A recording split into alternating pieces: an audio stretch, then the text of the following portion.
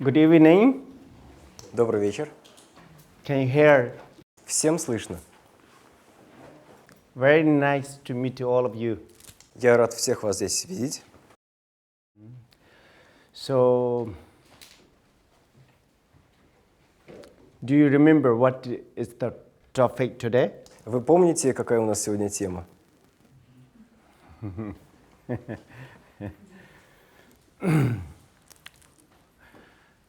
So who is the irritating one? You and me, right? Итак, кого You бесят or me.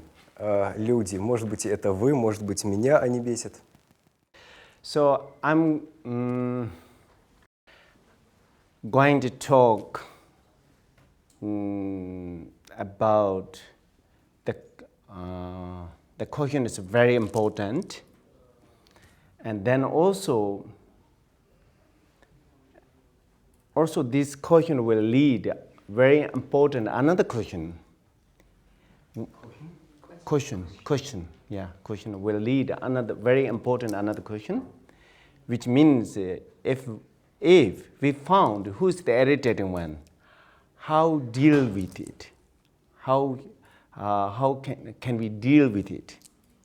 Итак, это очень важный вопрос, если мы обнаруживаем, что нас раздражают люди. И следующий вопрос, который нам важно задать, когда мы увидели, что это происходит, что с этим делать? So, the first, I'm going to talk about why this question is so important, and then also I'm going to answer based on the Buddhist view, and then thirdly, I'm going to talk, going to also answer the second question.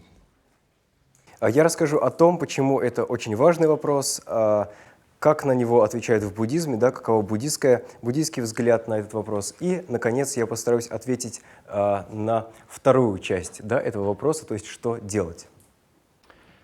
Yeah, so who is irritating one? What do you think? Who is the irritating one? Me or others? Как вы думаете, кто обычно кого раздражает? Вас раздражают другие люди или вы раздражаете других? All together. All together. Not only me, not only others, right? Итак, не только я и не только другие, да? Okay, so you know that why this question is not only not only human beings, but this question have every sentient beings. И эта проблема возникает не только у людей, но и у всех живых существ.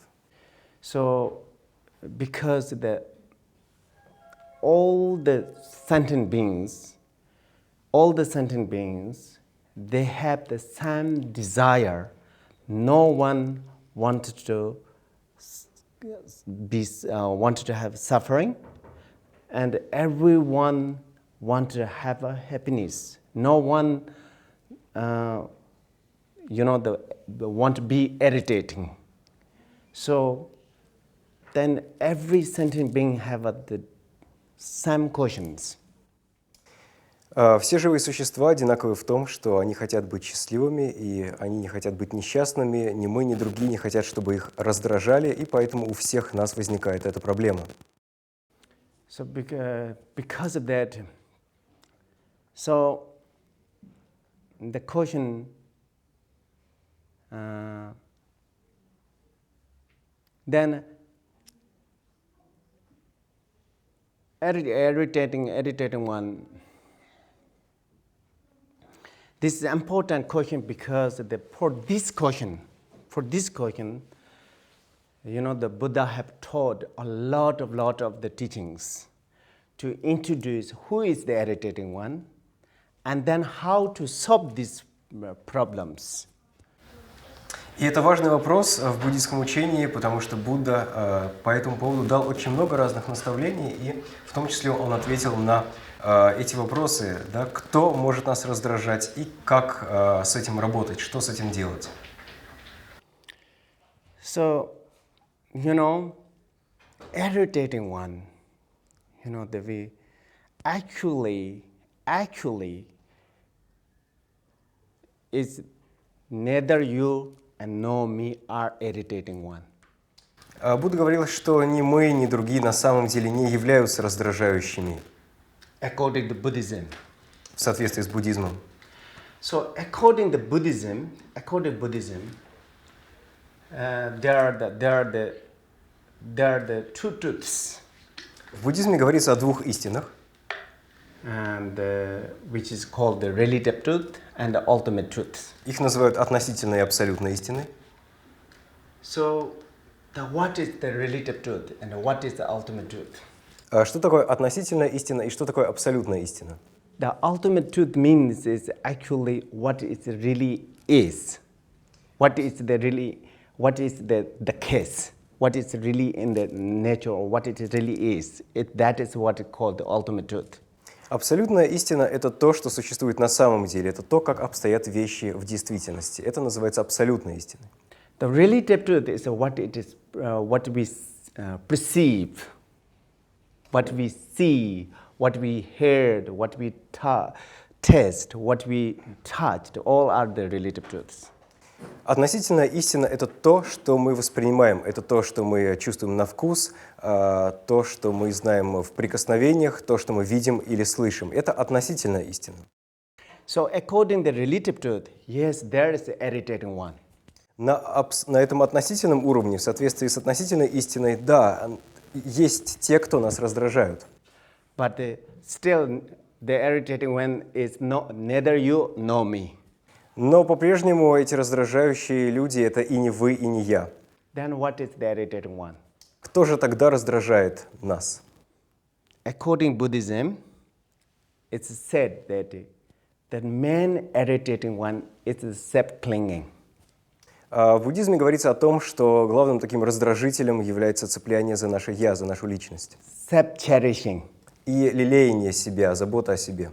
So, as the self-cherishing or self-clinging, what you call ego clinging, right? So it's the main irritating one. Вот это цепляние за «я» или цепляние за эго, это себялюбие, это и есть то, что раздражает нас всех, то, что причиняет нам эти проблемы, это раздражение. It is not only irritating one, but it's actually cause of all the unpleasant things. Это не просто главный беспокоящий фактор, но это причина всех наших проблем, трудностей и неприятностей. So, in a Buddhist mind training teaching said, the drive all blends into one. В буддийском учении о тренировке ума говорится «обвини во всем одно». So that means that the blends every fault, every blends into one. That means it's self-clinging. И когда мы говорим о том, что во всем нужно обвинить одно, речь идет именно о том, что нужно обвинить во всем цепляние за «я». So, but the self-clinging is the source of all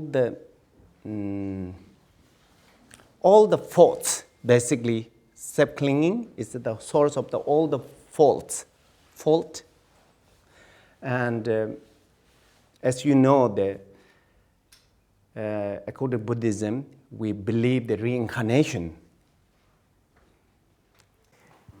В буддизме говорится о том, что цепляние за «я» является причиной всех ошибок, и более того, именно на нем основана вся реинкарнация или перерождение. So, the self-clinging is not only irritating in this life, but the self-clinging being the cause of the not all the sufferings, all the fears, anxieties.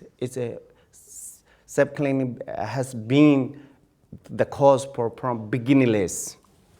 Таким образом, цепляние за «я» раздражает и бесит нас не только в этой жизни, но и является источником всех беспокойств, страхов с безначальных времен, да, в бесчисленных жизнях безначальных времен. So self-clinging is Now I'm going to talk about why why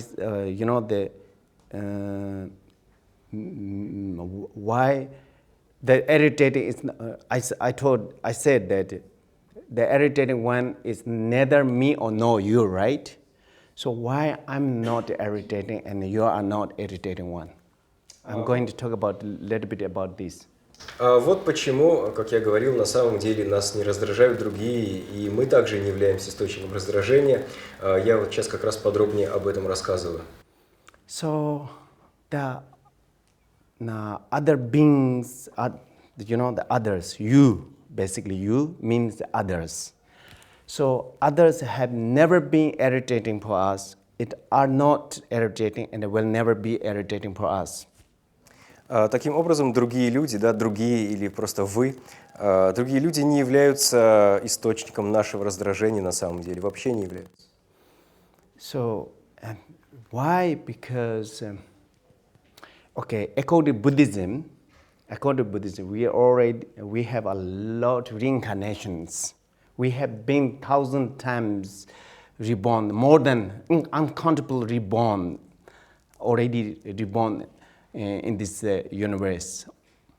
В соответствии с буддизмом мы перерождаемся, и у нас были бесчисленные перерождения, тысячи перерождений, или точнее говоря, вообще бесчисленные, да, безначальные перерождения. So when we born, for example, in Nagarjuna said that, and one being, not only human beings, even one single being, the being my mother, the time, how many times of being my mother, if we can count, if we try to count it, if we make a small pill of the whole universe dust, after finishing the whole, ground or the earth, the universe, but still we're not finishing the number of the one single being become my mothers. Нагарджуна сказал, что если попробовать посчитать, сколько каждое живое существо, и не только люди, но и вообще все живые существа были нашими матерями, да, для каждого из этих живых существ, и попробовать сосчитать это количество раз, отсчитывая с помощью пылинок, из которых состоит весь наш мир, то наш мир закончится, да, мы отсчитаем все пылинки, которые есть в этом мире, и мир закончится, но количество раз, которое каждое живое существо было нашей матерью, все еще не закончится. When they are becoming our mothers, and how much they cherish us, and they taking care of us, how grateful they were for us. И если мы подумаем о том, как все эти живые существа заботились о нас, будучи нашими матерями, то мы почувствуем огромную благодарность за это. And they're being so grateful,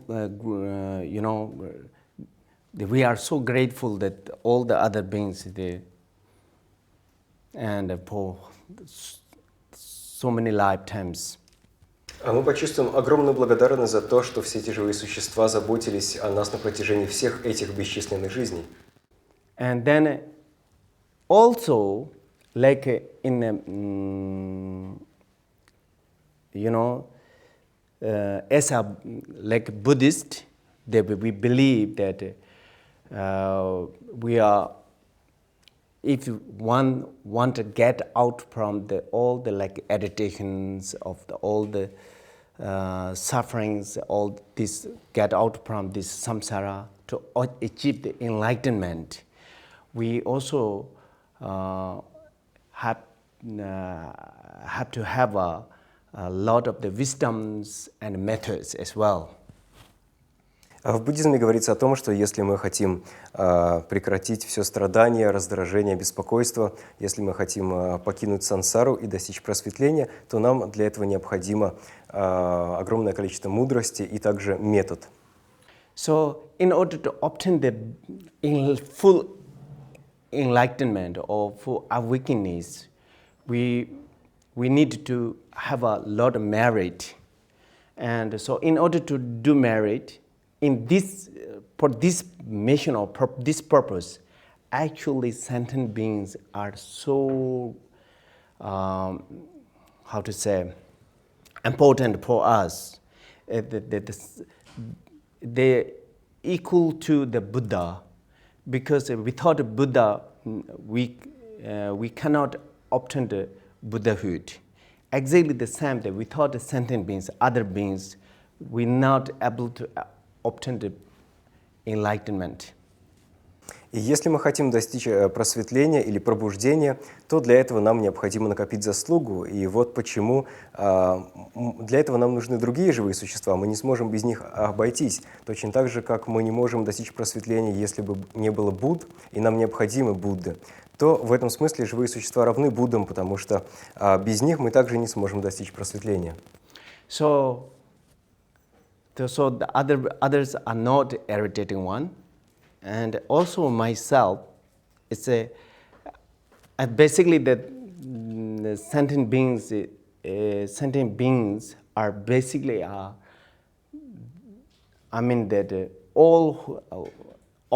possess the Buddha nature. So every sentient beings have the Buddha nature, so no one is irritating one. И поэтому другие живые существа на самом деле не являются раздражающими, точно так же, как и мы не являемся таким раздражающим человеком, потому что на самом деле все живые существа, в том числе и мы, обладаем природой Будды. So, but we don't recognize it, we don't understand it. Но мы не осознаем, мы не понимаем этого. Because of self-clinging. Из-за того, что мы цепляемся за «я». Then we are... First, we created me and self, which is actually not really truly existed, but we create self and then cherish it. Мы создаем, мы придумываем «я» или личность, которая на самом деле не существует, а потом мы начинаем о ней заботиться. So, that real irritating one is the self-clinging. Поэтому на самом деле подлинным источником раздражения является это цепляние за эго.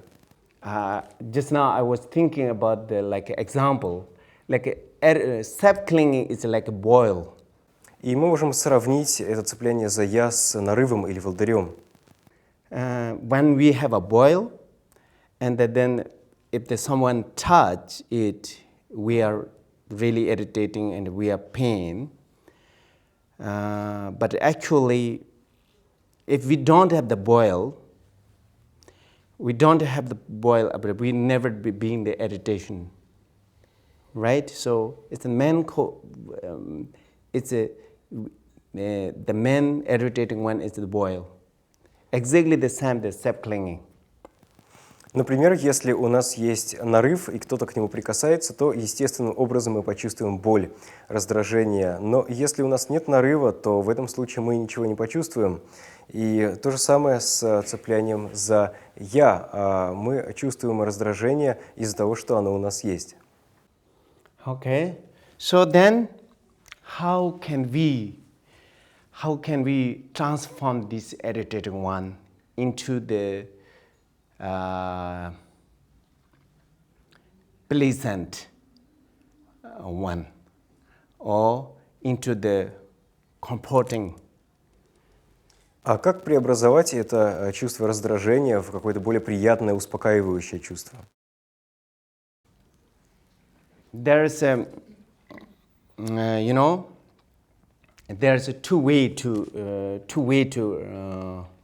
transform to the irritating one into the path to the enlightenment. Есть два способа преобразовать это раздражение в путь к просветлению.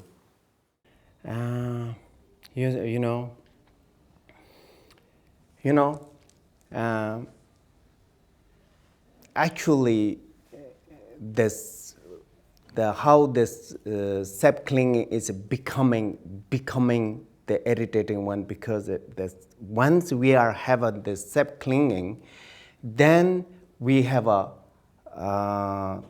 the others. Once we have we have the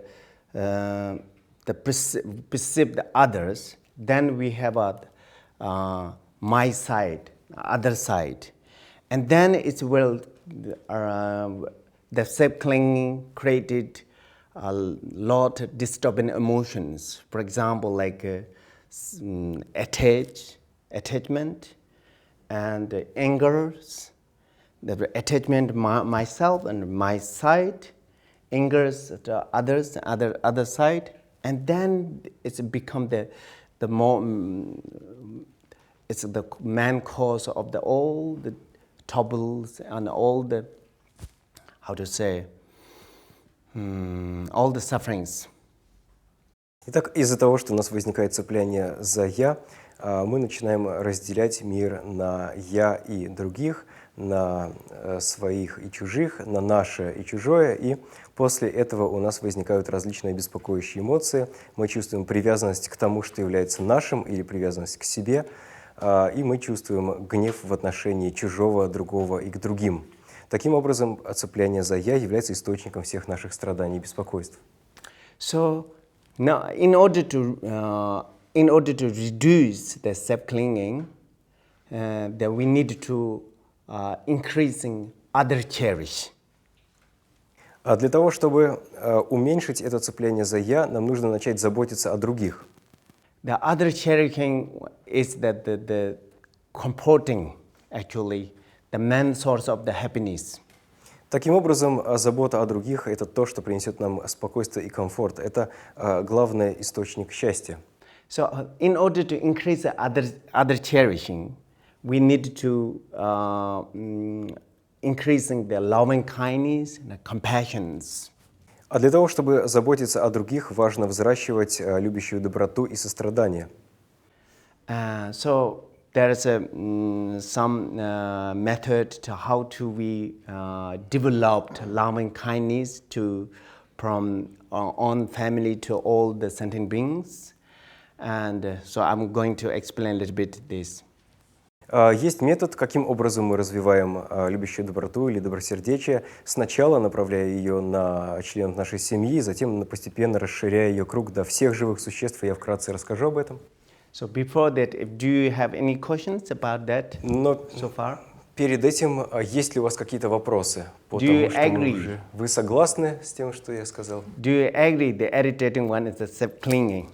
Согласны ли вы с тем, что нас на самом деле бесит наше цепляние за «я», или раздражение наше возникает из него? Do you agree with you are not irritating one? Вы согласны хотя бы с тем, что вы сами не являетесь источником раздражения? Do you agree? Yes. Согласны? Okay, so then we can't angry to others from now on. Но в этом случае мы и на других тоже отныне не можем злиться. Just kidding. But you know, this is the thing. We need to have a view first, and then also we need to have a meditation. Таким образом, сначала мы рассматриваем воззрение, да, как мы относимся к этой проблеме, и потом уже мы переходим к медитации. Meditation means to getting used to it.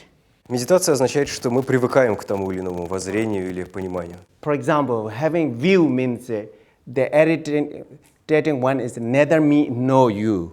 Having know it, it doesn't only having know it, it doesn't very much help.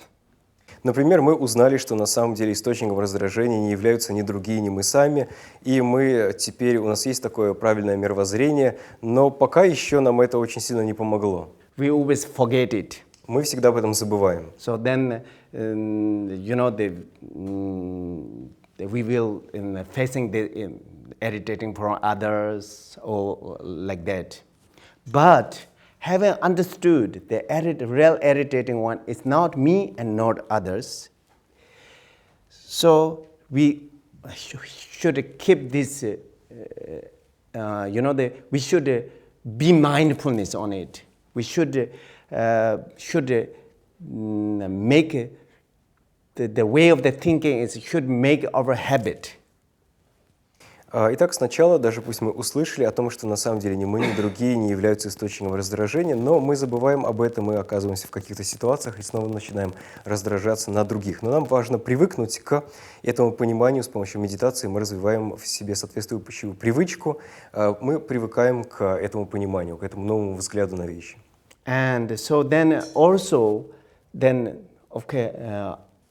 other sentient beings, then no any beings, how to increase, how to develop our loving kindness. So I will going to talk a little bit it. Я немного расскажу о том, как развивать добросердечие к другим. Usually in Buddhism, especially Mahayana Buddhism, in Sutrayana, they will try to develop the loving kindness from mother. И в буддизме, и в частности в буддизме Махаяны, а еще точнее в разделе сутры буддизма Махаяны, обычно говорится о том, что мы начинаем развивать добросердечие, начиная с размышления о материнской доброте. And on mother, on present mother. And also in some like Vajrayana teaching, they start from son. The practice from son. So I'm going to talk about how to develop loving kindness from mother. In Vajrayana, they actually speak about the son. In Judo-jitsu, some Vajrayana, they said start from son. Because who you love most, you should start from that, basically. В то время как в некоторых ваджраянских источниках говорится о том, что мы начинаем развивать добросердечие со своего сына. Но смысл здесь в том, что мы развиваем добросердечие, начиная с того человека, которого мы любим больше всего. And so it's because if you have a pure love on like your mother first, and then it's basically we all have the seed of the loving kindness and compassion. So no any beings, it's the absence of it.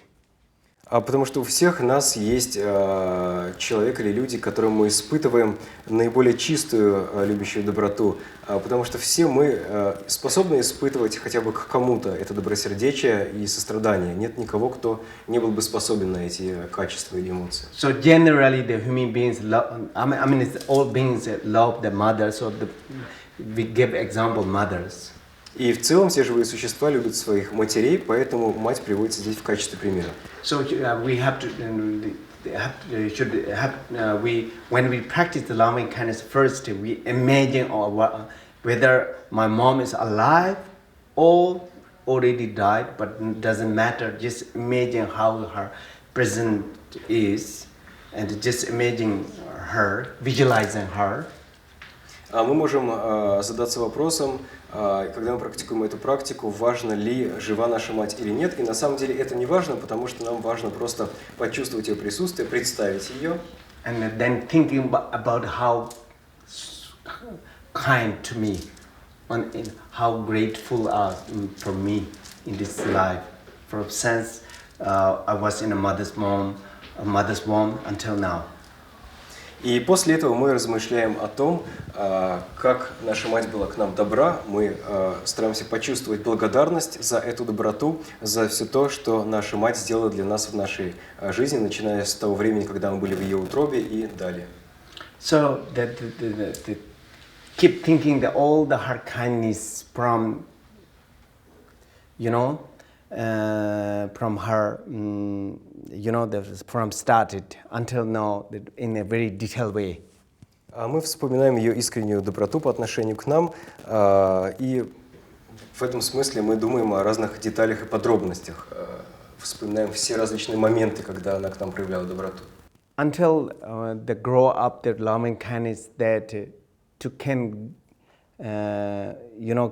do everything for mother, if I can make mother free from this samsara. И таким образом мы развиваем в себе чувство, как бы мы хотели, чтобы это живое существо, которое было нашей матерью и проявило к нам огромную доброту, освободилось от сансары. And then once we have this kind of this mother is not only being so kind to us in this life, but as I mentioned, from uncountable lifetimes in the past. И мы также размышляем о том, что это живое существо было нашей матерью не только в этой жизни, но и, как я упоминал, в бесчисленных жизнях в прошлом. And then after you have this kind of love, really pure love to mother, and then like start from father or relatives, all have to think like that way. Таким образом, мы стремимся почувствовать чистую любовь к своей матери, и когда нам это удается, мы переходим на других живых существ, на своего отца, других родственников и так далее. And then we also have to develop the loving kindness to our enemies. Также нам важно развивать любящую доброту и в отношении своих врагов. We have a vision of the enemies. So enemies, actually, because we are changing the life. That's why we don't remember. But otherwise, they are all exactly the same as they used to be my mother and father or sisters, all like. And during that time, they are very kind to me as much as my present parents. Мы также представляем перед собой врагов и размышляем о том, что сейчас мы не помним об этом, но в прошлых жизнях эти живые существа также были к нам очень добры, они были нашими матерями, отцами, сестрами и так далее, и проявляли к нам точно такую же доброту, как и наша мать в этой жизни.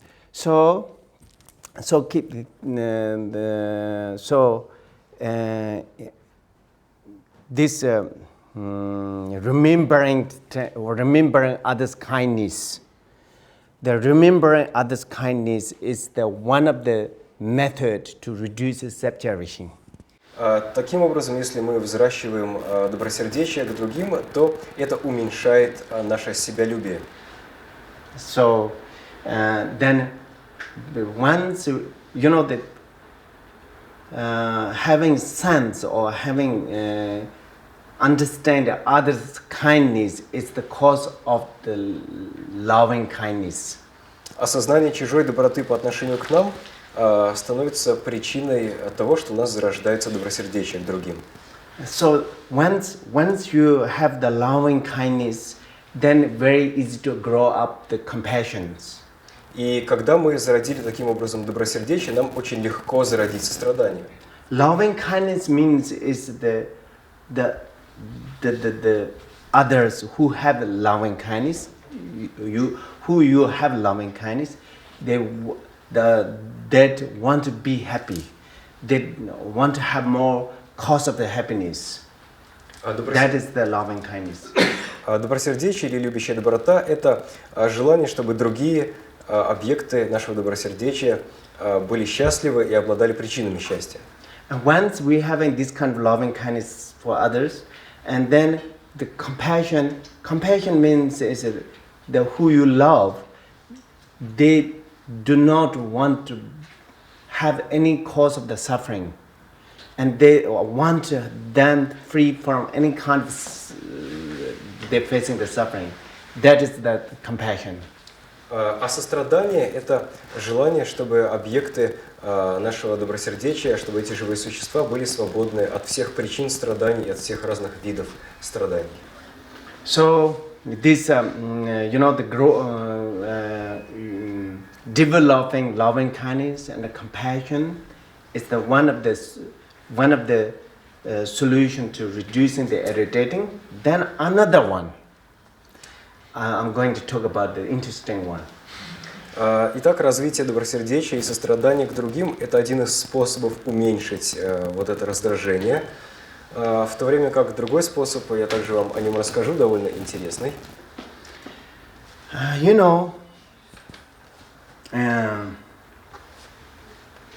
As I mentioned in the beginning, in the Buddhism, usually when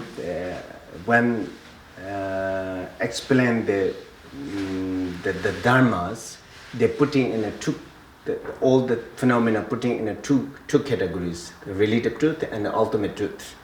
Итак, как я упоминал в начале, в буддизме, когда говорят о различных явлениях, их разделяют на две группы: на относительную истину и абсолютную истину. So ultimate truth means is actually what really the suchness. Ultimate truth is a suchness. That means what is the case, what it really is. Абсолютная истина – это то, каким все является на самом деле, то есть таковость, да, так называемая, или просто то, как существуют вещи. In this sense, in this level, actually there's not. I mean, in this ultimate level. That there is not you and not me. I mean, in ultimate level, in reality, actually we are not truly existed. И на этом абсолютном уровне нет ни меня, ни вас, потому что на этом уровне подобные явления не являются истинно существующими. Well, whatever we see are just like a dream. И все, что мы видим и воспринимаем, неотличимо от сна, да, или подобно сновидению. Whatever we hear and touch, taste, every perceptions are just like a dream. Все, что мы слышим, к чему прикасаемся, что мы пробуем на вкус, все эти восприятия подобны сновидению. So this is not only seeing, but it also actually can prove with the logical reasons. И это не просто то, что мы видим, но это можно доказать с помощью логики. How can prove that, for example, self-clinging? Каким образом это доказать? Например, возьмем цепляние за «я». We love each and every being, they love self, they cherish themselves. А каждое живое существо любит себя и заботится, да, печется о себе. Because we have a wrong idea on ourselves. Потому что у нас есть неправильная идея, неправильное представление о своем «я». Actually, where is our self? Но где это «я»? Ask the question. Спросите себя. Point your finger on it. Попробуйте показать пальцем на это «я». Where is you? Where Где is же me? вы или где я? We point me here, right? Может быть, мы покажем, что я здесь. Actually, it's not me, it is just my forehead. Но это не я, это мой лоб. Or maybe it is my skin. Или, может быть, это моя кожа. Where is me? Но где же тогда я? Where is it? Maybe the brain? Может быть, мозг? We usually think like that, but brain has many parts. Обычно мы таким образом думаем, но у мозга есть много частей. We don't, we can't find me, even though we try to find out inner or outer side, we can't find the me, any shape, any color, any form, inner and out, we couldn't find it. Мы не можем обнаружить наше «я», где бы мы его ни искали, вовне или внутри. Мы не можем найти какую-то форму или что-то подобное, что мы могли бы назвать нашим «я». But we still just created me here. Однако мы создаем наше «я». And then cherishing it. И потом бережем его. And then that becomes the main irritating for our life. И именно это и вызывает у нас все это раздражение на протяжении всей нашей жизни. So it's the same like others. И то же самое с другими. So the others also, we just actually in reality, even the physics now physics also they couldn't find. I mean, even physics. The modern scientists also help to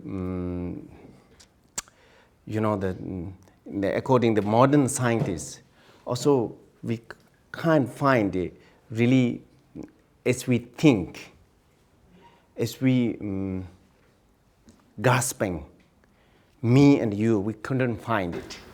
И даже современные ученые, физики и так далее, они согласны с тем, что мы не можем найти вещи, наши «я», других в том виде, какими они нам кажутся.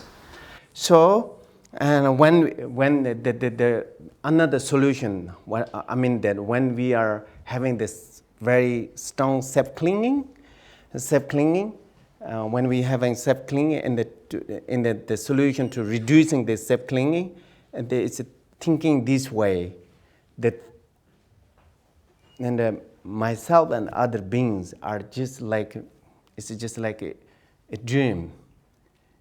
И второй метод, о котором я обещал рассказать, каким образом мы можем уменьшить это раздражение, мы размышляем о том, что я и другие живые существа на самом деле подобны сновидению.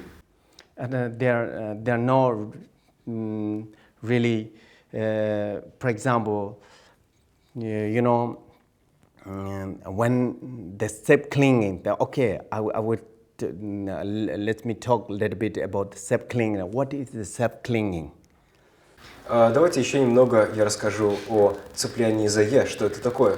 It's very difficult to find out, very difficult to recognize the self-clinging. Его очень трудно обнаружить или заметить. But the self-clinging is that when we heard some, you know, when we heard some interesting or praise by others, and that this, or when we see, you know, there's some express to that closeness, all those things, we are like immediately we are having high spirit and happy, like the happy moment. That is actually self-clinging. Например, если мы слышим слова похвалы или у нас рядом оказываются объекты или люди, которые нам нравятся, то в этот момент мы чувствуем такое радостное, да, возвышенное состояние, и на самом деле оно является ничем иным, как цеплянием за «я».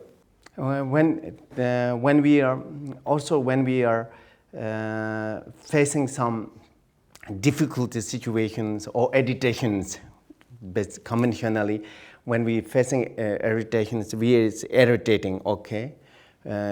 Actually, that one is a self-clinging. Или если мы, напротив, раздражаемся или попадаем в какие-то трудные, неприятные ситуации, в этот момент у нас возникают вот эти, да, эмоции гнева и раздражения, это тоже и есть цепляние за «я». And so, when we are having these difficult situations, so in that moment, keep analyzing, as I mentioned, who is facing the difficult situations. If we couldn't find myself as we think, then why we so much, you know, let the suffer like this?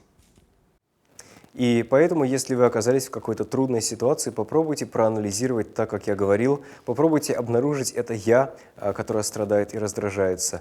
И вы не сможете обнаружить его, и в таком случае, да, кто как бы в этом случае должен страдать. And we should analyze, as I mentioned, we should analyze who is the sufferer, who is the irritated. Проанализируйте, кто страдает и кто раздражен. We couldn't find it. Но мы не можем найти эту вещь. When we could not find it, and then we should meditate on it. Вы не обнаруживаете это «я», и после этого помедитируйте над этим. And so this is another solution to reducing the self-clinging. Это еще один метод, каким образом можно уменьшить цепляние за «я». Have any questions? Есть ли у вас какие-нибудь вопросы? Do you? Okay. Ну вот, например, бывают ситуации, когда есть такие люди в твоей жизни, в жизни каждого человека, что, с одной стороны, ты осознаешь, что, ну, то есть, имея всю эту информацию, что на самом деле, то есть это все только потому, что есть какая-то внутренняя история, что если это самое цепляние за я, что на самом деле это просто мое восприятие, что это очень относительное отношение, но при этом все равно человек на тебя производит какой-то сильно раздражающий эффект, скажем так, да, и ты никак не способен себя контролировать, ты все равно эмоционально разводишься и, то есть, и непонятно, что делать. Причем как бы бывают именно такие отдельные люди, которые на тебя действуют таким особым образом. Очень часто бывают, например, родители, например, там, мама или папа или что-то еще, особенно близкие люди, которым ты, собственно, не способен включить вот эти вот самые моменты медитации. Есть ли какие-то, то есть, способы, вот, особенно кармически близкими, так сказать, людьми сохранять, так сказать, осознание? Even if we know that we are irritated because of our own self-clinging, and we know about this relative truth, but still there are always situations or people when the irritation comes, and sometimes it's very strong and it's uncontrollable, and we can do nothing. And very often it is the case with close ones. With parents, for instance, and probably most people have somebody with whom it happens. And are there any special methods how to work with these people with whom we have a karma together to be close, and then these things come? So even though we know it's because of self-clinging, but still we are facing it, right? So it's basically. So experiencing it, yes, that's right. It's not uncontrollably, exactly. Right? So yes, this is a really. That's why, as I mentioned, that first we need to have the view, which is knowing that real irritating one is not neither you and nor me. It's the self-clinging, having the view. But just having the view, it does not much help, as you said. We still experience it. But now what we have to do, we have to put this view in our habit and tendency with meditation. With meditation. Because we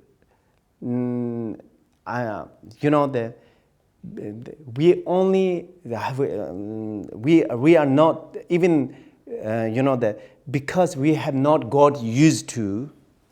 I mean, only we have a view, but not because all the tendency, which means the self-clinging and all the tendency is so strong. Just having this view is not able to reduce irritations. So this is I'm just giving an example. In usually Buddhism, we are talking about like impermanent, and because basically all the cause of the suffering are attachment. In order to reduce attachment to anything, and we introduce the object of the attachment are impermanent. So just we all know that everything is impermanent. As we know we are going to die. Anyway, nobody think I will live forever. We already know it, but it doesn't have much to reduce our attachment, right? Why? Because we have not put it into practice. Understand the impermanent. We have not put into practice our understanding. of the impermanent. How many times we have thinking the impermanent? If we could think at least 10 or 20 times a day the impermanent, it will definitely reduce our attachment to others. Exactly the same, this irritating area. Oh, sorry. Sorry. Okay. Итак, да, это действительно проблема. Мы знаем, мы слышали о том, что на самом деле другие люди не являются источником нашего раздражения, но тем не менее это происходит помимо нашего контроля. И, как я говорил с самого начала, что нам сначала важно правильное воззрение, то есть нам важно понять, что другие люди, как и мы сами, не являемся источником беспокойства, что это происходит из-за цепляния за наше «я». Но одного лишь понимания недостаточно. Нам важно с помощью медитации привыкнуть к этому пониманию.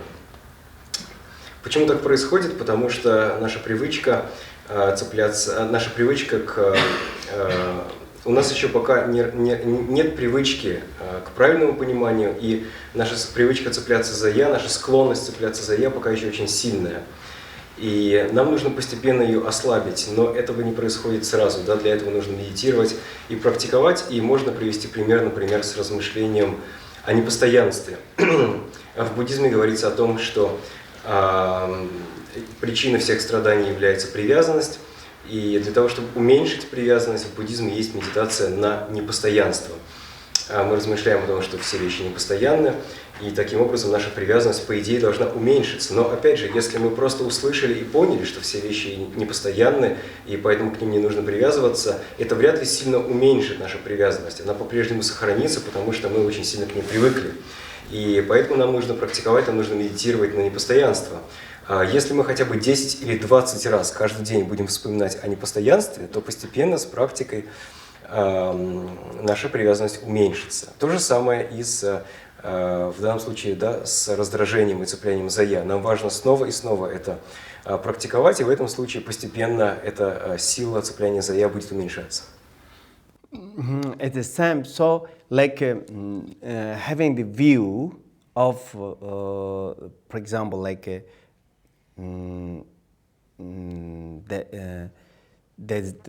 there's no actually selflessness. I mean, the not me and not you, or what I mean that having view of the irritating one is just self-clinging. And we, the mindfulness or mindful on it, it will definitely reduce it, at least with remembering this for 10 or 20 times each day. It will reduce all the the irritations. Таким образом, нам важно памятование, нам важно помнить о том, что мы узнали. В данном случае о том, что меня или вас на самом деле не существует, или о том, что истинным источником нашего раздражения не являются другие люди. Нам важно, поняв это, не забывать об этом, и если мы постоянно помним, напоминаем себе об этом в течение дня, там 10 или 20 раз, тогда, безусловно, наше цепляние за «я» постепенно уменьшится. And if we can remember when in the middle of when we experience the irritating, actually it will minimize of the irritations. И если прямо в тот момент, когда у нас возникло раздражение, мы вспомним об этом, то это уменьшит раздражение. So then in reality,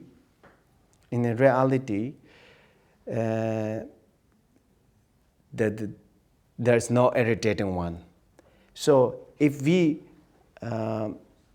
do meditate on it, and then this becoming our sort of, I can put it like another way, it's a new habit, a good habit. And so then it will immediately reduce. For example, I will give example.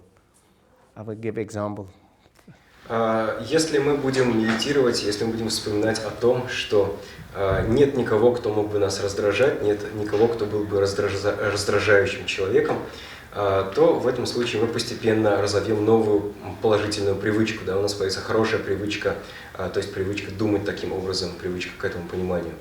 When you're watching the horror movies, Например, когда вы смотрите фильмы ужасов, if you are really into the movie, you were scared, or maybe you are, when you see those disgusting things, you will really, maybe some people vomit or something like that. Например, если вы смотрите фильм ужасов и очень по-настоящему вживаетесь в него, то вы можете по-настоящему испугаться, или да, бывают случаи, что когда показывают что-то отвратительное, то людей тошнит на самом деле, это может произойти. But when you watch the horror movie with mindfulness, this is just movie. Но если вы смотрите фильм ужасов с памятованием того, да, не забывая о том, что это просто фильм, You will not be scared like that much. то вы уже так сильно не испугаетесь. If the full vigilant, if you watch full mindfulness, you will feel nothing. Итак, если вы с полным памятованием и полной бдительностью будете смотреть фильм, то вы вообще ничего не почувствуете. So it's exactly the same like when we,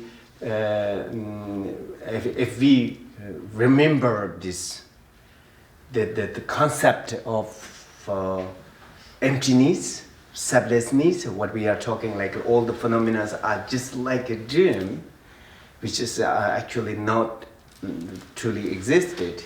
If we keep thinking this, when we experience irritating your close one with close ones, it will also will be the same case. И то же самое, если мы сохраняем памятование о том, что все явления пустотные, что не существует такой личности, как мы говорили, да, что все подобно сновидению и вещи не обладают таким истинным реальным существованием, то в этом случае, если, например, мы почувствовали раздражение на близкого человека, вспомнив об иллюзорности всех явлений, мы уменьшим это раздражение. Okay. So then, do you have any questions again? Есть ли у вас еще какие-нибудь вопросы? А если нет я, нет вас, кто слушает, кто говорит, что происходит? If there is no me and no you, then who is speaking, who is listening, Very and what good. is going on? Very good. Очень хорошо.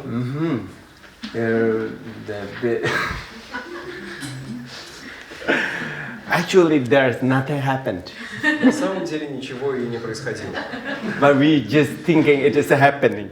Но нам кажется, мы думаем, что это происходит. It's just like dream. Это подобно сновидению. When last night you have a, you can have a different like nightmare or maybe very fantasy dream. Возможно, прошлой ночью у вас были ужасные кошмары или, наоборот, какие-то замечательные, прекрасные сны. When you dream, it was happening. И когда вы видите эти сны, то это как бы происходит. When you woke up, it's nothing happened. Когда вы просыпаетесь, то, в общем-то, вы понимаете, что ничего и не происходило. We are right now in actually big dream. И сейчас мы в таком большом сне. So it's happening. И поэтому он для нас происходит. When we woke up from the delusion, which means we usually call Buddhahood. Но когда мы пробудимся от наших заблуждений, пробудимся к тому, что обычно называют состоянием Будды, Buddha means awakening. а Будда это и означает пробужденный. Awakening from these illusions. Тот, кто пробудился от иллюзии. So it's the same like our last night dream. Это подобно нашему прошлому сну, который мы видели прошлой ночью. But we are still sleeping. Но мы по-прежнему спим. Even though the things are not really truly exist, but we dreaming. Хотя вещи не существуют на самом деле, мы видим их в сновидении. So having understood it will make us easier. Если мы поймем, что мы спим, нам будет легче. For example, in the middle of the dream, middle of the nightmare. Например, если, когда мы видим кошмар вот в этот момент, мы... If even continue dream, but if you realize it is just dream, Если мы осознаем, что это просто сон, даже если он продолжается, it will minimize your terrified. мы будем бояться намного меньше. So we will not really terrified with our nightmare because we just recognize it's just dream. Этот кошмар не будет нас пугать, потому что мы осознали, что это просто сон. Same like in this life. То же самое и в этой жизни. That's what Mahayana, according to Buddhist Mahayana. Это в соответствии с буддийской Махаяной.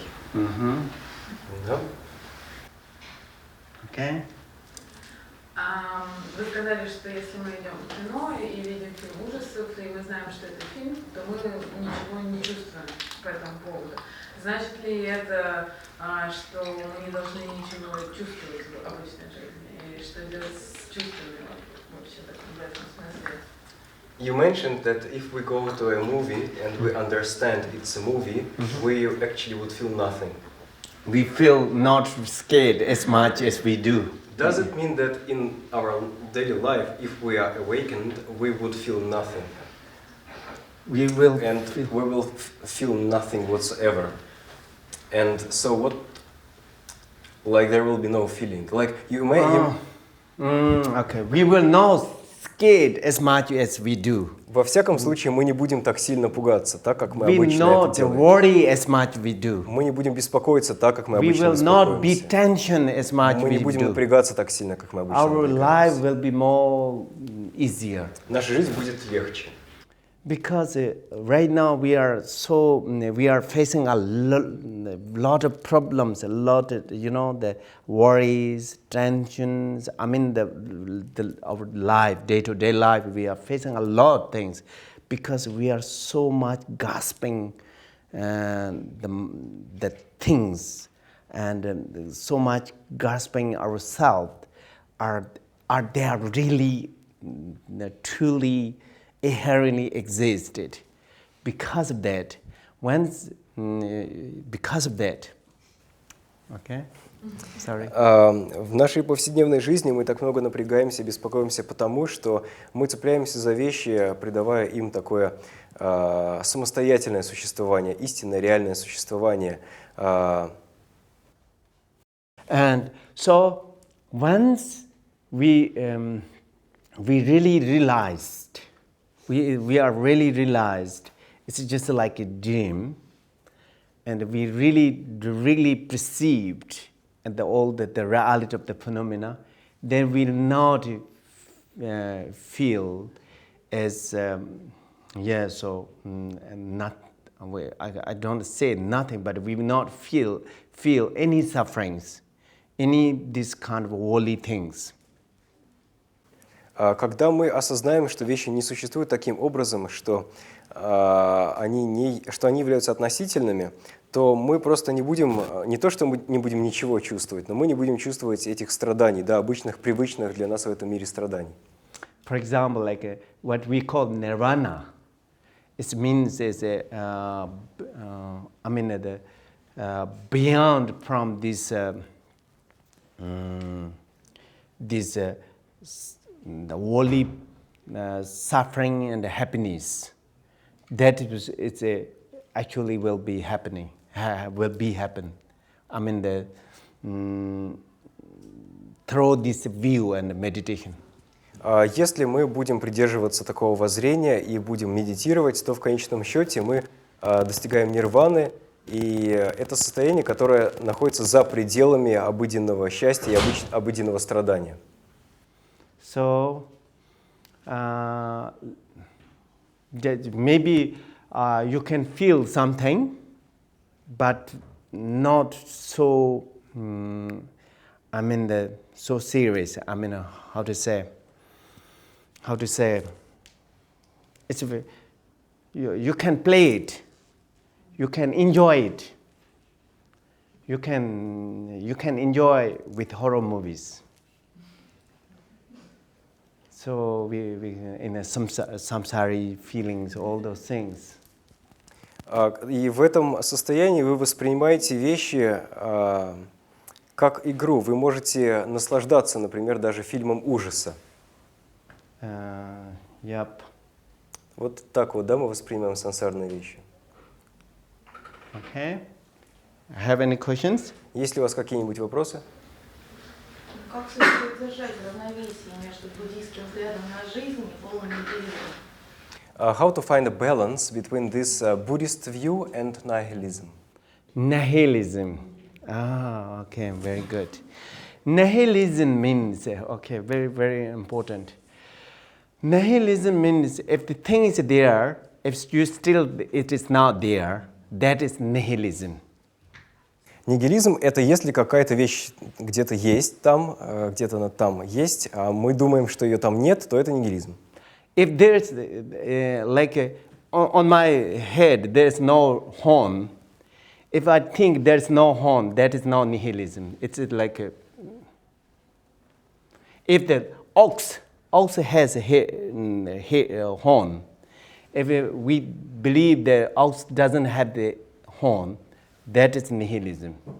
Например, если у меня на голове нет рогов, а мы верим, и я верю, что я понимаю, что там рогов нет, это не нигилизм. Но если, например, у быка, да, или у буйвола есть рога, и мы скажем, что у него нет рогов, то тогда это нигилизм. And if I believe there's no horn on my head, it's not nihilism. This is it's right way, right view. Если я скажу, что у меня на голове нет рогов, то это не нигилизм, это правильное воззрение. So in Buddhism, we're not negating like in conventionally, we're not negating you and me.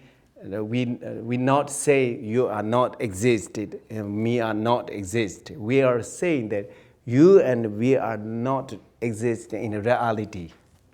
В буддизме мы не говорим, что на относительном уровне я или вы не существуем, что вещи не существуют на относительном уровне, но в реальности, на самом деле, мы говорим о том, что они не существуют.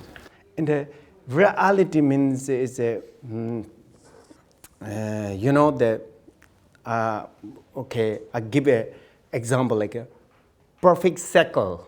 Circle, if you make a circle, we see the circle, but in reality there's no circle, right?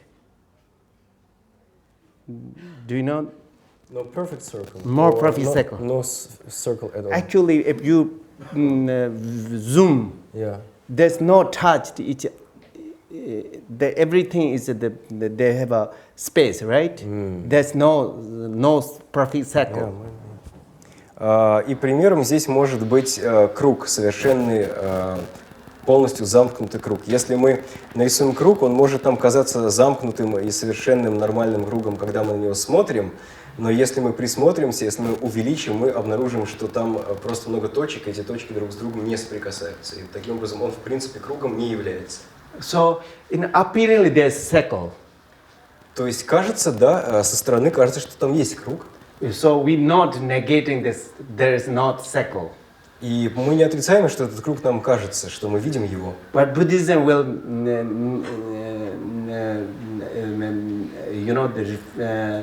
saying that there's no perfect circle. Но буддизм говорит, что этот круг несовершенен, что это не настоящий круг. So that is not nihilist, because it is reality. It doesn't exist the perfect circle. И это не нигилизм, потому что такой совершенно безупречный круг, он и не существует на самом деле. It's the same like in a relative. We usually say relative of conventionally. Like, yes, me and you, we are talking. It's something happening here. This we cannot negate it. Таким образом, мы говорим об условной реальности. Мы говорим, что на условном уровне есть я, есть вы, мы здесь общаемся и так далее. Мы этого не отрицаем на условном уровне. But in reality, но в реальности it's not happening. Этого не происходит. It's like just perfect cycle. Точно так же, как и совершенного круга нет. If we do analyze, we couldn't find me, right? Remember? А если мы проанализируем, то мы не найдем это я, помните? But yes, so it's not nihilist. Поэтому здесь нет нигилизма. If we said, even in conventional level, you are not exist, me are not exist, then it is nihilist. Если мы скажем, что даже на условном относительном уровне «я» не существую и «вы» не существуете, тогда это будет нигилизмом. Because even if we said I'm not feel anything, if I say in conventional, I feel it's experience, it's a nihilist. I mean in a conventional level, but in reality, I feel I hasn't feel anything because I doesn't exist in reality. На обусловленном относительном уровне я не могу сказать, что я ничего не чувствую, потому что я чувствую. Это было бы нигилизмом утверждать, что я ничего не чувствую. Но на абсолютном уровне, в реальности, в действительности, я не могу ничего чувствовать, потому что это «я» в первую очередь не существует. But the problem in the things are like that. But the problem is that whatever we see, whatever we heard, all are we believe that they all are reality. Но наша проблема в том, что когда мы воспринимаем вещи, видим, слышим и так далее, мы верим в то, что все, что мы воспринимаем, видим и слышим, это и есть реальность. So that is the problem. И это и есть наша проблема. So that is the you know what we call the wrong view. Это то, что мы называем ложным воззрением.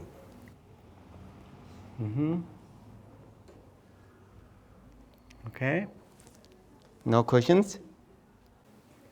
Итак, есть ли еще вопросы? So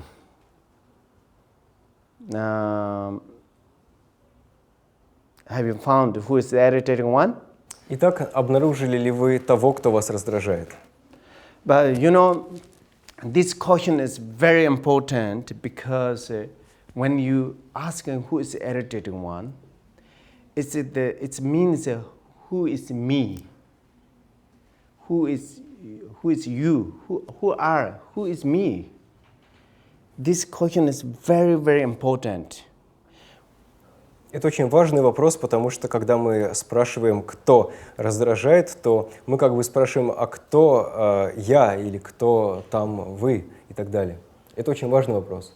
If we found who is the irritating one, that means we not found.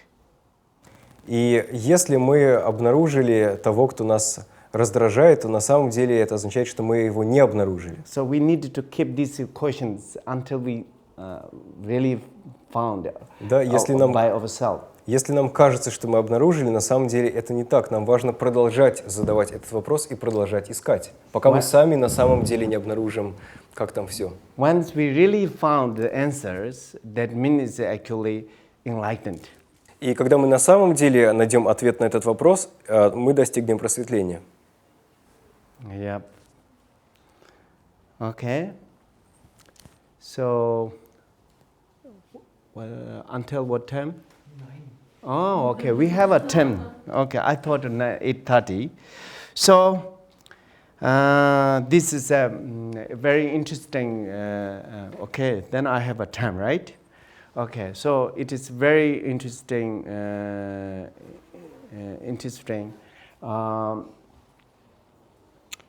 As I mentioned that the question who's the irritating one is very important. Means that who you know that we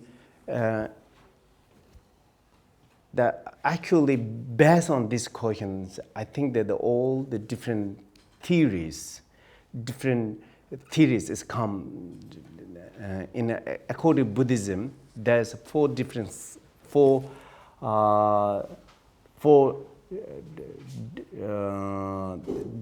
schools traditionally in India. So all have different answers for this. So which I'm trying to explain today is based on the Madhyamaka.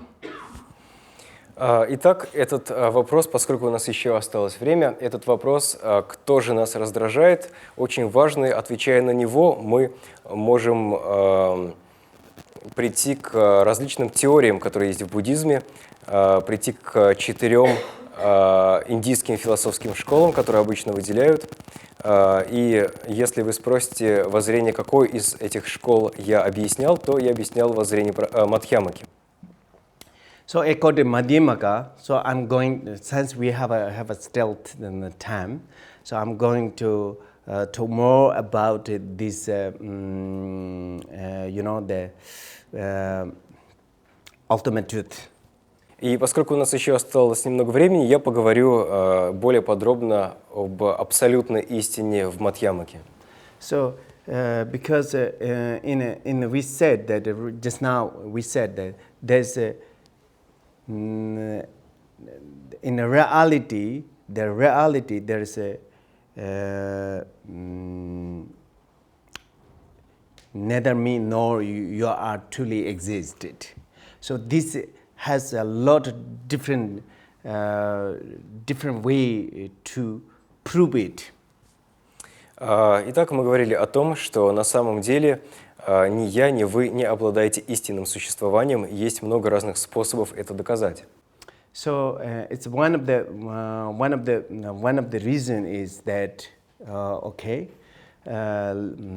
when we have any kind of let's say any kind of the disturbing emotions, not only irritation, but any kind of the disturbing emotions arising when we are having the any kind of the disturbing emotions. Итак, если у нас появляются те или иные беспокоящие эмоции, это не только раздражение, но и любая другая беспокоящая эмоция. Disturbing emotions, but this disturbing emotion, actually, the disturbing emotions are, as I mentioned, are just like not truly existed. It's just because in a reality,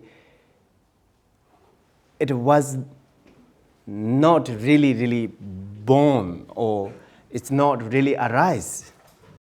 И сами беспокоящие эмоции точно так же не являются истинно существующими, потому что на самом деле то, что нам кажется происходящим, на самом деле никогда не происходило или не появлялось. And it's because it's not it's because not arising because it depends on others. Ничто не появлялось, потому что любое явление зависит от других явлений. It depends on others. That means actually it's not really arising. For example, chicken and egg. Любое явление зависит от других явлений, и это доказывает то, что оно на самом деле никогда не появлялось. И пример, который можно привести, это курица и яйцо. So we couldn't find which comes first, chicken and egg, right? Мы не можем определить, что появляется первым, курица или яйцо, правильно? Why? Почему? Because the chicken depends on the egg depends on the chicken. So that means is actually it's not arise in the reality. That's why we couldn't find it, which comes first.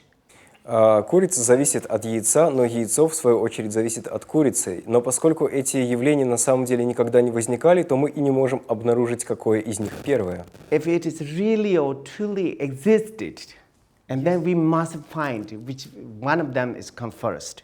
Если бы они существовали на самом деле, то тогда мы, безусловно, должны были бы обнаружить, какое из них первое.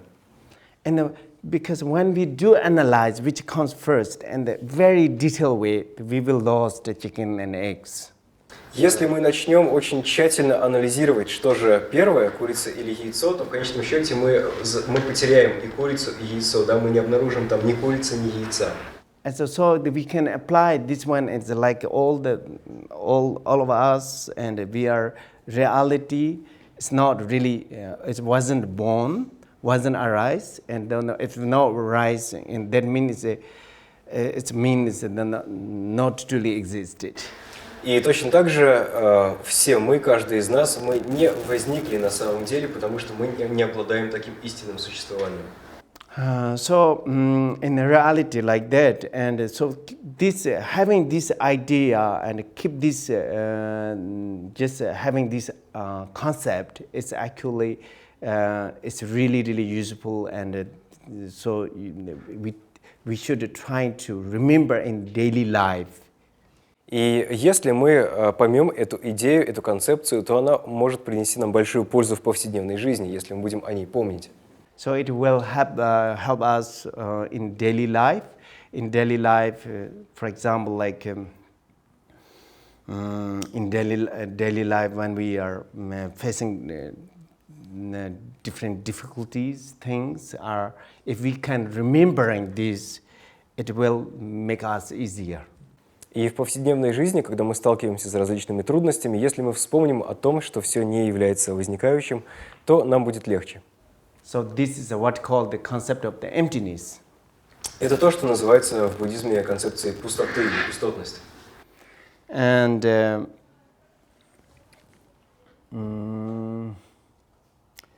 another way, for example, like in a conventional way, in conventional truth, based on the conventional truth, and you know what we see or what we feel, that we actually believe it is there or over there. We believe it, and then this is becoming the main problems. Если говорить об относительной или условной истине, то наша основная проблема в том, что когда мы что-то видим, чувствуем и так далее, мы верим, что то, что мы видим и то, что мы чувствуем, на самом деле там, и это становится проблемой. So actually they are just a projection of our mind. Но на самом деле все это проекции нашего собственного ума. So I will tell you the one story. Я расскажу вам одну историю. And there in the Buddha Sutra mentioned that there was a story that in a Varanasi there was a mother and son. В одной буддийской сутре рассказывается история о том, что в Варанаси как-то жили мать и сын. And that the son loved his mother so much. И сын настолько сильно любил свою мать. But the son is a businessman. He's a business who collecting jewels from ocean. Однако он был бизнесменом. Его бизнес состоял в том, что он собирал драгоценные камни, отправлялся в океан, уплывал там где-то на островах и собирал. So when he go to business trip, he have to take years. И вот эти вот такие командировки, они занимали долгие годы. Before he leave in his house, he asked his wife to take care of this mom as he did. И уезжая, он просил свою жену, чтобы она заботилась о его матери, как он сам о ней заботился. Wife promised him to do it. Чтобы жена пообещала, чтобы она делала это. And then after he left, and then mother Phil was not really comfortable with his wife. И вот он уехал, и его мама почувствовала, что с женой не сравнится совершенно то, как он о ней заботился. Да, жизнь с женой своего сына совершенно не похожа на жизнь с самим сыном. Mother saw that a lot black line hairs on her food. Food and rice. Some sort of dirt. Which her daughter-in-law cooked for her. On the food, she saw a lot of hairs. То, что она готовила для нее, да, для матери, мать заметила, что там различная грязь, какие-то, да, черные линии, это оказались волосы, да, волосы, видимо, самой этой ее невестки. Mother was really upset with her daughter-in-law because he think her daughter-in-law was going to kill her to give with a lot of dirty foods. And so she worried that she eat a lot of hairs inside her stomach, and she may be that may be cause for her cancer. И она очень сильно расстроилась, она увидела волосы, которые были в ее еде, она подумала, что невестка хочет ее специально отравить, и что если она будет есть эту еду, то она заболеет раком. And finally she was sick, mom. И в конечном счете она заболела. Because she eat a lot of hairs. Потому что съела очень много волос. And then after years, then her son is returned from business trip. И вот через несколько лет ее сын вернулся из своей поездки. And then my son immediately reported her son. The mother immediately reported her son that he was sick because his wife gave a lot dirty foods. И мать сразу сказала своему сыну, что она заболела из-за того, что его жена давала ей много некачественной, грязной еды. And then son scolded her wife, and then he cooked very clean food for his mother. Сын отругал свою жену и приготовил много новой, хорошей, чистой еды для своей матери. When he bring the food to mom instead of looking at the food and look at the baked son's face in very strange way. И когда сын принес эту еду матери, она посмотрела на еду и очень странно потом посмотрела на сына. And said that you have changed by your wife. И она сказала, ты очень сильно изменился, тебя изменила твоя жена. You used to be very kind to me. Ты обращался со мной с большой добротой. But now you also want me die. Но ты теперь тоже хочешь моей смерти. Because you also cook the food with the dirty hairs. Потому что ты тоже теперь приготовил мне пищу с этими грязными волосами. Then son realized that my mom has eye sickness. И тогда сын понял, что на самом деле у его матери определенная глазная болезнь. Then son asked the mom to keep the food. И он попросил сохранить эту еду, не выбрасывать ее. He brought the doctor and did the operation on her eyes. Он привел врача, который сделал операцию на глаза.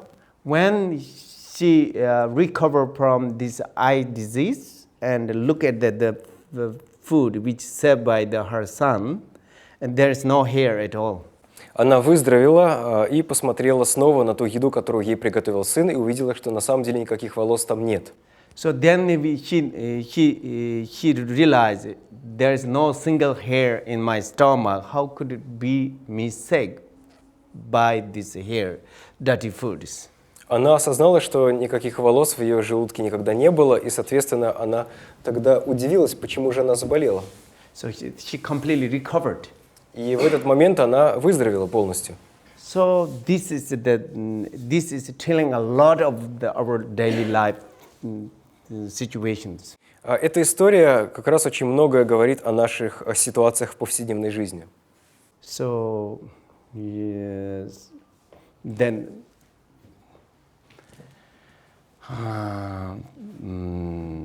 you know that there what we see, what we feel, they are not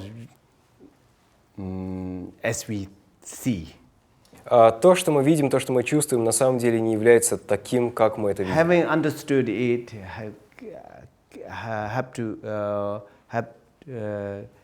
keep the mind and to be mindfulness on it. И когда мы это поняли, нам важно помнить об этом, да, не забывать, хранить памятование. So it will make our life much easier. Это сильно облегчит нашу жизнь. So now, do you have any questions? Есть ли у вас какие-нибудь вопросы? Правда ли, если есть волосы, то не будет рака? Is it really the case that having cancer, having hair in food might bring cancer? Traditionally, yes, this is called D. What called the all hairs becoming the one kind of ball inside the stomach. we call the deed. That's becoming the cancel. Becoming if you eat a lot of the hairs. Yes. What called? I don't know what call is it? Becoming is like a lump or something like that. У меня такой вопрос. Например, если ты живешь с пониманием, что все, что ты видишь, является, ну, как бы не является таким, каким ты его видишь, как вообще не просто успокоиться в этом осознании, потому что, в принципе, у тебя постоянно должно возникать некое невротическое ощущение, что ты, в принципе, ничего тогда не понимаешь. То есть как в этом как бы расслабиться, в этом невидении, скажем так. If we understand that the way we see things is not real and what we see is not really there, how to feel comfortable about it? Because then it's like we don't understand anything, and then it's not a very pleasant. Then yeah, how right. to Because our self-cherish is so strong. Потому что наше себелюбие очень сильное, поэтому. Because our self-cherish, because we already created myself first. Потому что мы уже придумали это наше я сначала. So then, because of that, if we really understanding the reality, actually we will be more comfortable than before. Но если мы поймем реальность, как она есть на самом деле, то нам будет комфортнее, чем до этого. So there is no more irritating. И нас ничего уже раздражать не будет. So if there is no more irritating, then our lives will be always comforted. А нас ничего не будет раздражать, и, соответственно, наша жизнь будет очень спокойной. So right now we are worried because our self-cherish is so strong. And when we think, even if we heard of the emptiness, it's to make us scared or something like that. И сейчас, поскольку у нас есть цепление за «я», мы сильно беспокоимся, и даже когда мы слышим о пустотности или пустоте, то даже это нас беспокоит, и мы начинаем бояться. And so we worry about like we losing myself. Потому что мы беспокоимся, что мы теряем самих себя. It's also because of the self-cherishing. Это из-за цепляния за «я», точно так же из-за себелюбия. But if we really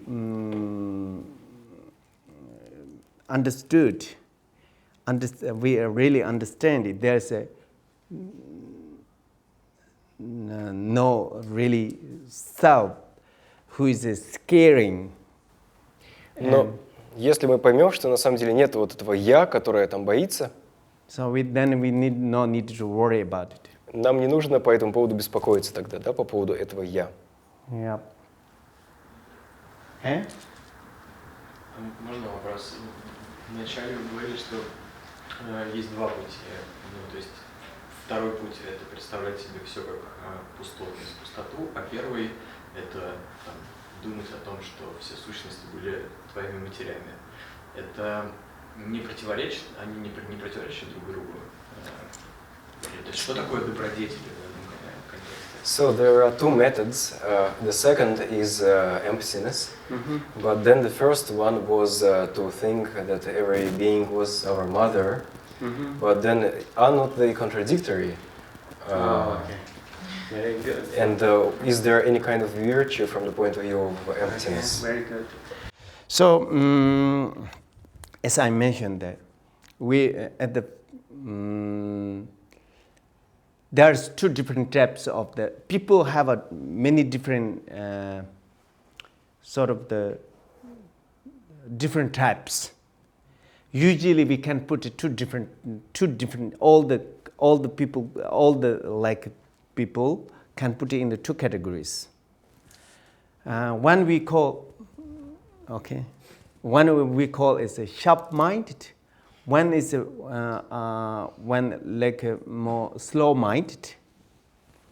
Как я упоминал, всех людей можно разделить на две категории. Первую можно назвать люди с более острым умом, и вторые люди с более медленным умом. So those sharp-minded, actually better to start from this emptiness concept. Люди, чей ум более остр, им лучше начинать с вот концепции пустотности. Because once you understood the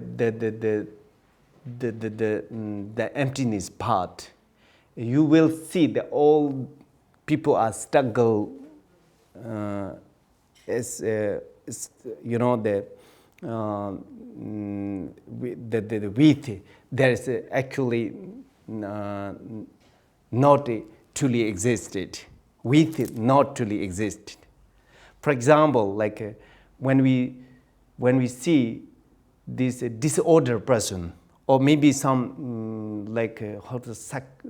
who have psycho problems, the small kids, they see the spiders coming from somewhere, they are so terrified. When we see that because actually there is no spiders, but we will spontaneously will have an extra compassion to them. Will be like that. Итак, если наш ум остр, и мы поймем учение о пустоте или пустотности, то нам будет очень легко почувствовать сострадание к другим, потому что мы увидим, что они цепляются за «я», когда на самом деле этого «я» не существует. И можно привести пример с людьми, которые страдают от различных психических заболеваний. Например, некоторым детям мерещатся везде пауки, хотя на самом деле пауков там нету, и они постоянно испытывают страх. Точно так же и все люди воспринимают явления, которых на самом деле не существует, и по этому поводу беспокоятся, и мы почувствуем сострадание к таким людям. So, like a slow mind means those. It's better to practice, like as I mentioned earlier, meditation on other kindness. Для людей с более медленным умом лучше начинать с, как я упоминал, медитации на доброту других людей и существ по отношению к ним и так далее. It's because like emptiness concept is not really easy to accept. Проблема в том, что эту концепцию пустотности ее не так просто принять. So then we better to utilize or practice this first approach. И в этом случае полезнее практиковать первый подход. But this is this first solution is not ultimate solution. Но этот первый подход не является абсолютным решением. But it will reduce self-cherishing. Тем не менее, он уменьшит себялюбие. If once reduce self-cherishing, then it's already reduced sufferings. А если у нас уменьшится себялюбие, то уменьшится и страдание. But that meditating on other kindness. Or you know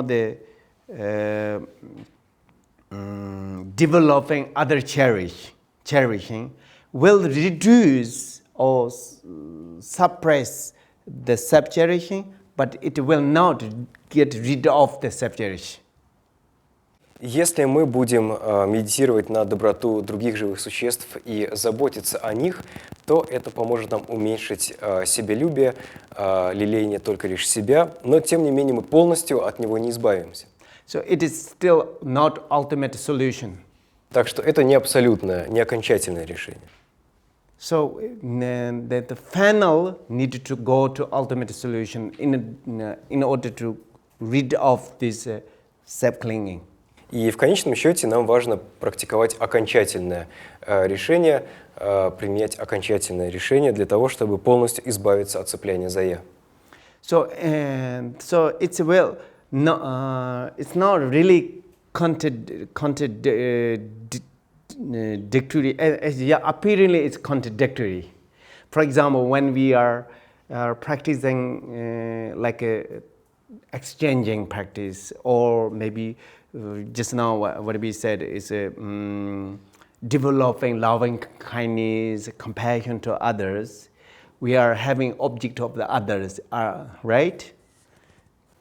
Так что эти практики, эти подходы могут казаться противоречащими, но на самом деле они не противоречат друг другу. Например, если мы практикуем замену себя на других, да, когда мы ставим себя на место других, или если мы практикуем любящую доброту к другим. And also this, practicing this loving kindness and compassion, this kind of compassion has 3 different types. Мы в этом случае принимаем других в качестве объекта нашей практики, но вообще у добросердечия и у сострадания есть 3 разновидности. The first one is we just believe that I and others existed, but others are not irritating, they are just grateful us. Первый способ практики сострадания, когда мы действительно воспринимаем себя и других как существующих, но мы перестаем воспринимать других как раздражающих нас существ. Вместо этого мы размышляем о том, что они были к нам добры, и нам важно чувствовать к ним благодарность. So we are bland, we drive all the blands on self-cherish, and all the credit to give to the other cherish. That's the first level.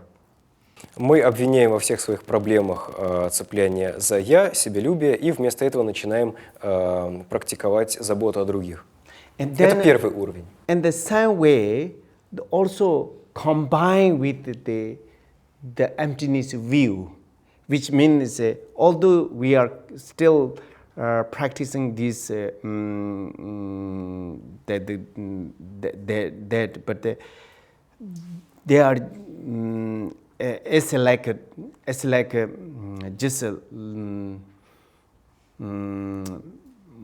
how to say, having understood, or we are just like magicians.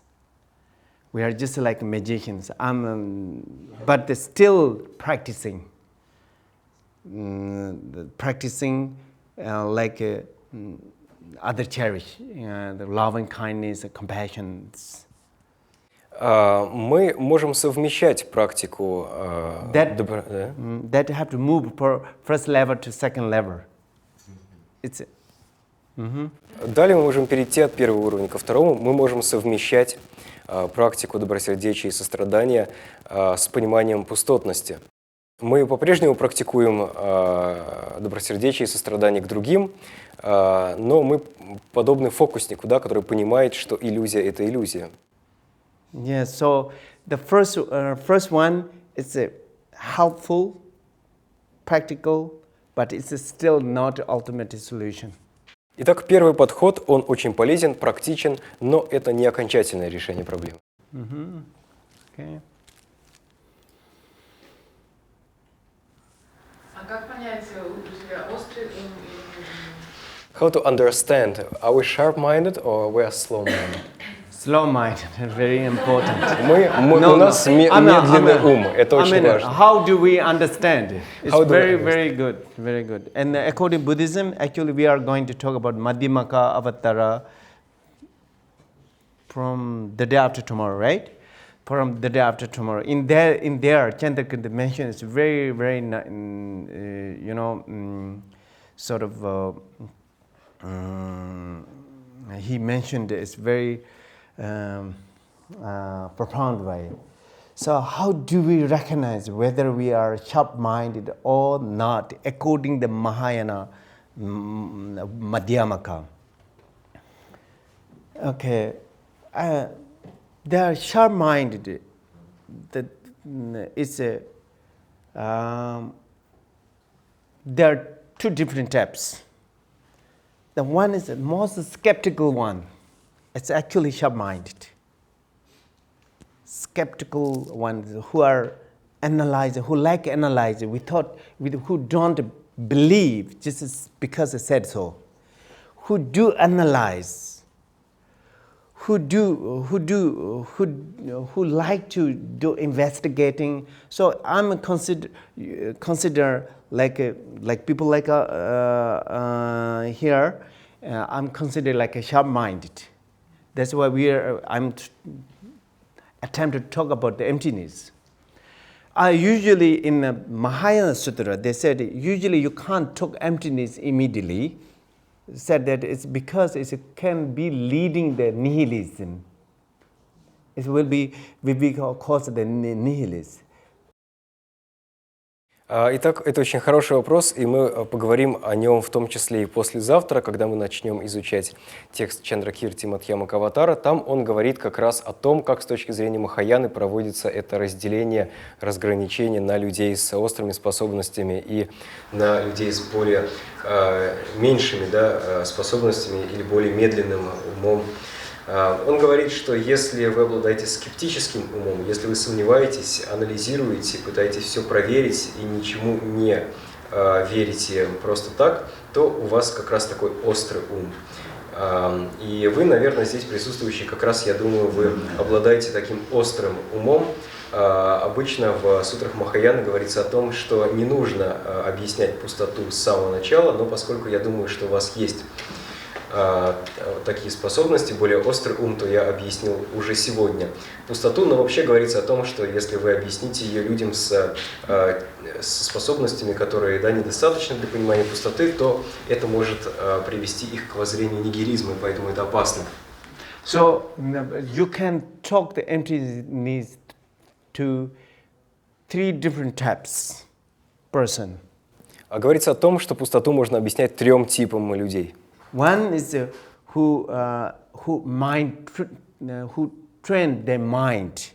For example, step by step, what we just now talking about, like loving kindness, compassion, then buddhi, the buddhicitta, and then non-duality or emptiness. Then we can talk. After already trained, that is a kind of we call slow-minded.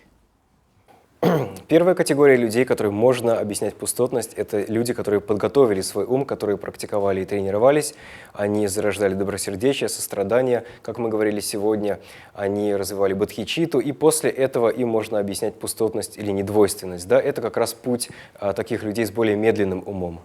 When we can talk about emptiness view is that when just heard about emptiness, just they have some signs. For example, eyes filled with tears, the hairs on the skin are standing up, the heart of the filled with joy. If they have this kind of signs, immediately we can really talk about the emptiness. Вторая категория людей, которым можно рассказывать о пустотности или пустоте, это те, кто когда они слышат учение о пустоте, они сразу меняются, у них появляются определенные знаки, у них могут, например, пойти слезы из глаз или встать дыбом волосы на теле, или они могут почувствовать в своем сердце огромную радость. Таких людей также можно учить пустотности. And then another one is, it's an interesting category, which I mentioned. It's the who are really skeptical, who want against of the Madhyamaka, who want against of the emptiness concept. That's person we can talk about emptiness. But who are skeptical mind, who is analyzes mind. For example, like the opponent of the Chandrakirti, opponent of the Chandrakirti. И третья, самая интересная категория, это как раз, как я упоминал, люди со скептическим умом, те, кто, слыша учение Мадхьямаки, сразу хочет с ним поспорить. Например, сюда относятся оппоненты Чандракирти, которые высказывают свои сомнения, пытаются спорить с ним. So basically, the skeptical minded, who is analytical minded, those are the who are not believing without analyze. Those are the sharp-minded. Итак, можно сказать, что те люди, которые обладают скептичным умом, которые все анализируют и не верят, не проверив сначала, не исследовав, их можно назвать такими людьми с более острым умом. I hope this translation like slow-minded in the Tibetan called Ombutulbo. Sharp-minded is Ombutulbo. It's exactly the translation. But ombo tulbo in the Tibetan is called the ombo tulbo. Tul means it's a letter slow. So it's a slow mind. I think it's okay. Я надеюсь, что это нормальный перевод. Это то, как звучат эти термины на тибетском. Один действительно означает людей с более острым умом, и другой толпу, да, означает медленный, да. Okay, so time is up. Would you like to do a few minutes meditation? Наше время закончилось, но, может быть, вы хотите несколько минут помедитировать? Okay, so we just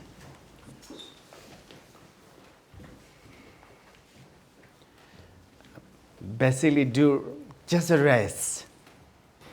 Итак, просто пребывайте в присутствии, просто отдыхайте. Body, not try anything.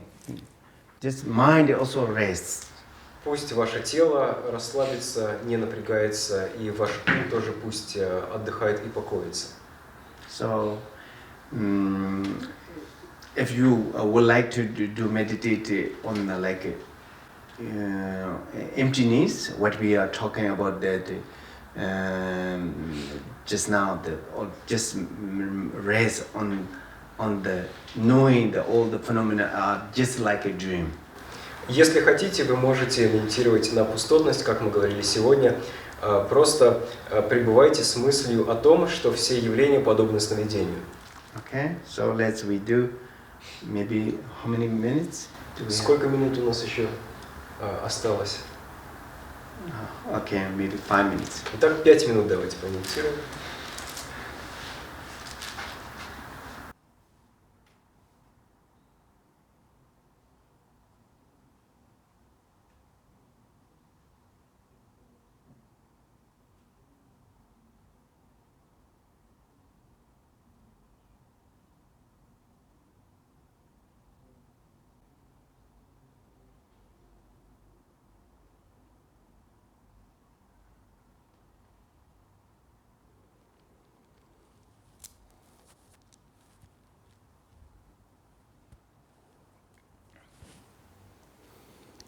Okay. Okay, thank you very much. Спасибо большое, что вы пришли. I'm so happy to have the chance to share some Buddhist concept with you. Я очень счастлив, что у меня есть возможность поделиться основными понятиями буддизма с вами. So then we just dedicate, if there is any merit for not only for us, for all sentient beings, to have the genuine wisdom which realize the reality. Мы посвящаем заслугу в конце тому, чтобы, если мы накопили какую-то заслугу, тому, чтобы не только мы сами, но и все живые существа обрели мудрость, которая познает реальность так, как она есть. Okay.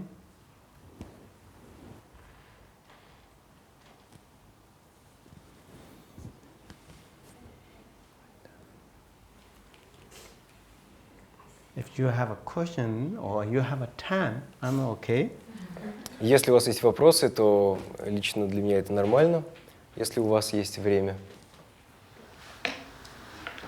Вы вроде говорили про 3 людей, если правильно понимаю, слушаю про 2. Которым можно... Рассказывать, да. Что за 3 тип? What exactly are the 3 types of people whom we can teach emptiness? Oh, okay. One who has how to say, a very strong tendency, pattern of the learning the emptiness in the past, who have already learned that sign. When that is the reason. That's why, because when in this life, when we heard emptiness, and we have some special feelings. Yeah, that one's one. This is the second. That is one. Yeah. And then first one is who are mind trained. You know, yes, the trend. The first one. Second one, that one. Third one is the sophisticated minded or skeptical minded. Итак, первый тип, который мы рассматривали, это были люди, которые уже тренировались и практиковали, да, которые занимались тренировкой ума. Второй тип – это те, у кого есть какие-то отпечатки из прошлых жизней, которые уже изучали пустотность из прошлых жизней, и в этих жизнях, когда они слышат эти учения, у них проявляются определенные знаки. И третий тип – это те, кто обладает таким сложным, да, скептично настроенным умом. For example, the skeptical mind, I just want to tell a little bit more about it. Non-Buddhist philosophy, like Hindu's philosophy, they believe the self, Atma.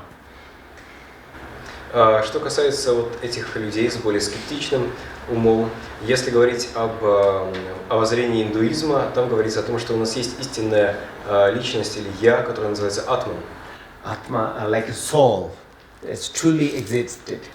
Это душа, которая существует на самом деле. But when those non-Buddhist and like Chandrakirti, who is the Buddhist philosopher, when they are having discussion about it, the Chandrakirti don't accept it. И в тексте Чандракирти приводится его дискуссия с последователями этой теории, и Чандракирти не принимает их точку зрения. So when then Chandrakirti arising question to him, that if there's a soul or self or Atma, which is truly exist, then it's have to be either your sameness of your body, or we have to find other than your body. So they're analyzing. Чандракирти задает им вопрос в ответ: если существует такая истинная личность или душа, или атман, то в этом случае она должна быть или тем же самым, что тело, или она должна быть чем-то иным, и ее можно было бы найти где-то вовне тела. И он таким образом просит их ответить на этот вопрос, поразмышлять над ним. If the Atma is other than your body, then we need to find it with validated cognition, but we couldn't find it. Если атман находится где-то вовне нашего тела, то мы должны быть способны обнаружить его с помощью достоверного познания, но это невозможно. So, if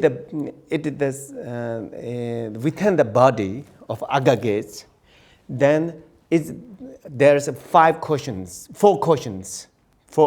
actually basically 5 questions to establishing that there's no the Atma like that. Если же этот атман, эта душа является одним и тем же, что и наше тело или наши совокупности, да, 5 скандх совокупностей, то, соответственно, она должна быть тождественна какой-то из них, и поэтому Чандракирти задает 5 вопросов, по одному на каждую совокупность, является ли душа тем же самым, что эта совокупность, это скандха. The 5 questions is the Atma other than the aggregates? And that first question, Atma is a sameness of the other aggregate, exactly the sameness, or that's the second question, and or Atma or ultimate soul, ultimate self is the container of the aggregate, or content of the aggregate, or Atma is a aggregates possess. So there is no other way option. You can believe the Atma. So there are 5 questions. Точнее, 5 вопросов, извините. Это первый вопрос: является ли атман чем-то вовне тела, чем-то отличным от тела? Второй вопрос: является ли атман тем же самым, что и тело? Третье: это является ли атман чем-то, что содержит в себе тело, да, контейнером для этого тела, или наоборот, четвертый вопрос: является ли атман содержимым этого тела? И пятый вопрос: это является ли атман тем, кто обладает этим телом? If as I mentioned, that the Atma, if it existed other than aggregate, then we have to find with the valid condition we couldn't find. That's why there is no Atma other than aggregates. If Atma are the sameness of the aggregates, so aggregates, there are 5 different aggregates, like bird, form, aggregates of the form, feeling, the formation, mental formation, then conceptual aggregates of conceptual. There are 5 aggregates. Then your Atma going to be the 5 different types. So that's also not possible. Итак, если атман является чем-то отдельным от тела, то его нужно обнаружить где-то вовне, однако это невозможно. Если атман является чем-то тождественным телу или тождественным пути совокупности, то тогда у нас было бы 5 атманов, потому что совокупность 5, у нас есть форма, совокупность формы, у нас есть совокупность чувства, совокупность развлечения, совокупность воздействующих умственных, ментальных факторов и совокупность сознаний, и в этом случае тогда у нас было бы 5 атманов по числу совокупностей, что также невозможно. So then, like if it's Atma is a container of the aggregates or contender of the aggregates or possess it, then it must be the Atma other than aggregates. So that is not possible. Then it's you couldn't find Atma. So then it's showing the selflessness to that opponent. Если же атман является контейнером, да, является вместилищем для совокупности, или наоборот является их содержимым, или является последний из оставшихся вариантов владельцем этих совокупностей, то в этом случае атман также должен быть чем-то отдельным от этих совокупностей, но это также невозможно. Таким образом, Чандrakirti доказывает, да, свою позицию, опровергая позицию оппонента. So can tell that emptiness with a analytical way, analyzed way.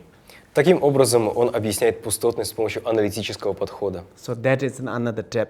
So there's 3 person, right? 3 different types. Это как раз тот подход, который подходит вот этому третьему типу личности. Да? Мы говорили о том, что их 3. Okay.